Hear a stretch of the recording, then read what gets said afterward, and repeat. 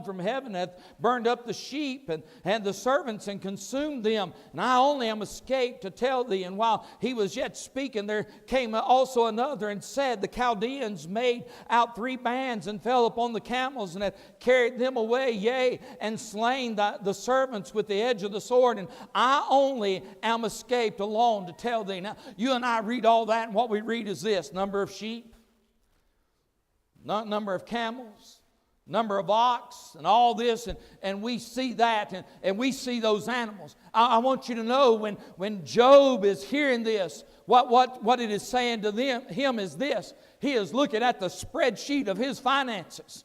This is the way his wealth is calculated. It's with the number of animals. And by the way, not anybody had a number of animals like that. Now, how many of you have ever heard of King Ranch?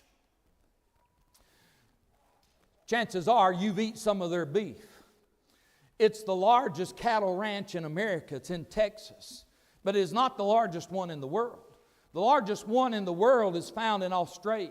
It spans over 60,000 acres. All right? 60,000 acres, according to the present day calculation of cattle per acre. That wouldn't be big enough for what Job had. Hello? Can I tell you this? We talk about Black Friday. We talk about Black Monday. We talk about the stock market taking a plunge. The stock market for Job on this day didn't just take a plunge, dear friend. It is completely wiped out. Everything that he's worked for. A man that's going to have this is a man that's going to have to work. Hello? He didn't inherit this. This wasn't given to him. Dear friend, he went to work as a young man. He found himself talented in this. He invested. He worked. He sacrificed. And guess what? He's enjoying the fruit of his labor. But he's got the attention of others. And in one day's time, in a moment's time, what he has found is this: everything that he had, it's gone. I want to ask you something. When financial trouble comes your way, is God enough? Is God enough? And can I tell you this? We're all going to experience it. Hello? Now look, don't look up here at me like you don't know what I'm talking about right now. How many of you've ever looked at your bills and you've looked at your income and you've said to yourself, how in the world am I going to make it? I want to tell you, in that moment there's a question that's being asked. And the question that's being asked is simply this: is God enough? What are you going to do in that moment? Is God enough when your currency is depleted? Is God enough when your children are departed? Now, when bad things happen, a lot of times what we'll say to people is this: cheer up now. Can't get any worse. It's not going to get any worse. I want to tell you, for Job, it's going to get worse. What could be any worse than what we're going to read next, dear friend? Verse number 18 of chapter number 1 says this: while he was yet speaking, there came also another and said, thy sons and thy daughters were eating and drinking wine in their elder brother's house. And behold, there came a great wind from the wilderness and smote the 4 corners of the house, and it fell upon the young men, and they are dead, and I only am escaped alone to tell thee. Oh, you talking about your world rattling. You're talking about the foundations of your life getting swept out from under you in a moment of time. And dear friend, it'd be bad enough if it was one kid, would it not? We're looking at 10. In just one swift moment of time, all of Job's children are gone. All the hope of those children, the hope of grandchildren, watching those children grow up and seeing what they become in life and where they go. All the enjoyment that Job had. I don't care if you got 1, I don't care if you got 2, I don't care if you got 10. If you got more than one, dear friend, this is what you know: none of them's exactly alike. How in the world two kids can come from the same two people and be so daggum different is beyond me. I don't understand it, but it is true. Well, you'll have one and they're interested in this and the other one won't care about it. Job, don't you know, he has reached a place in life, that's part of the enjoyment of his life, learning about his children and seeing their differences and how they respond and the comfort that they brought to his life. And here he is. They're all gone, dear friend. And I've sat with families. I've cried with families. I understand from that part of the experience. I've never experienced it myself. I don't want to experience it. I've seen it in them. There's no pain that I've ever seen worse than that pain, dear friend. And now Job, he's got it tenfold in his life. And the question is being asked, is God enough? Now, I don't want them to die, but they're going to leave home one of these days.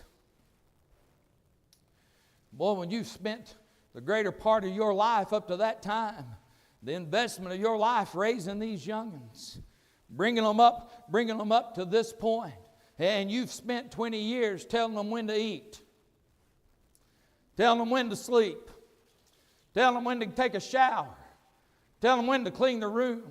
And all of a sudden they reach that place in life and they say, well, you know what, I'm going to go out here and do it on my own. And all of a sudden you're left with that empty nest. Hello? Can I tell you, it's not easy dealing with an empty nest. Number one, now you men might handle it fairly well. You might do okay on the surface, but I know what's going on inside. But you ain't got time to deal with it because you're having to deal with her dealing with it. Hello? Don't sit here and act like this is not an issue. This is not a big deal. Now, I want to tell you, we've lived through it twice. And if you've ever lived through it, you ought to praise God you lived through it. Our oldest son decided he was going to go and go into the military, went to the Coast Guard. We took him down to Charlotte to tell him bye, and was there when they swore him in and all that. And they told us, well, just line up. So he's going to walk by. He can't touch you or anything. Just going to walk by. And he walked by and got in the van. And we got in the car. And she's just boo-hooing. And I'm trying not to say anything. I got to get from Charlotte to Marion. And I'm just trying to hold it together. And I do. Till I get home, and I just come home. I ain't even trying to comfort her. I can't comfort her. I just go down in the basement, and I sit down in the basement, and I just cry myself. I'm asking you a question. Is God enough when your children are departed? Oh, Satan has said to God, this is what I'll tell you. If you take those kids away from you, you know what he'll do? He'll curse you to your face. Now listen. There ain't no disappointment that comes in life like the weight of disappointment with your children. There ain't no discouragement that comes in life like the discouragement over your children. And the question is asked of us in that moment, is God enough? Number 3, is God enough when your condition deteriorates? Now, we know what Job did after that. Well, he didn't cuss God. Job stands for the Lord. Satan goes back to God and said, well, skin for skin. You know what? He's one of these characters. He don't really care about anything or anybody. All he cares about is himself. Skin for skin. You take his health away from him. This is what he'll do. He'll curse you.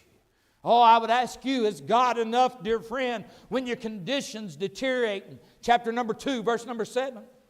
So went Satan from the presence of the Lord and smote Job with sore boils from the sole of his foot unto his crown. And he took him a potsherd and scraped himself withal, and he sat down among the ashes. Now, listen, it's one thing to wake up one morning and your sinuses are running.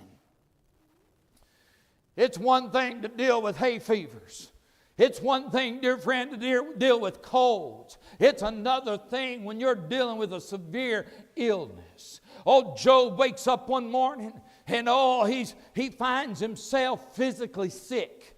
The Bible